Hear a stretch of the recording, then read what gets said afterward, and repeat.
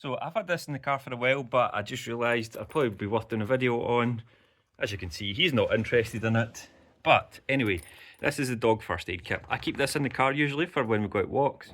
This is actually really good. I'll take you through the details in a minute, but it'd be a really good dog walker's bag, like a professional dog walker's bag. But I'm really happy with it. Let me take you through the contents. So this is the bag it comes in. As I said, it's very small, compact, and can be put on a belt. Just from the back you can see here, it's got a little handle. We keep it in the boot. But anyway, just the contents of the actual first aid kit. As you've seen, you've got a foil blanket, which is particularly good if they've been in cold water and you need to heat them up.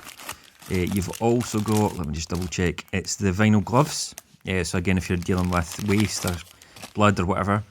You've also got the non-woven swabs if you do need to use them, hopefully not, but you've also got biohazard bags to put all of that waste into. Just as well, you do get nice little scissors for cutting the bandages, so they'll be coming in handy. In terms of this side, you do have, I think that's the eye drops, just in case something gets in their eyes.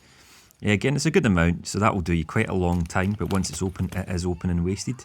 You do have something for removing the ticks, and you also have, I think this is probably bandages. Yeah, so that's bandages. That's the bigger bandages, just in case they do get a large cut. Hopefully not.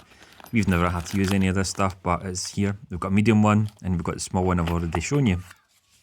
You also do have cleaning wipes as well, just to get dirt, and just remember you do have the bags to put it all in.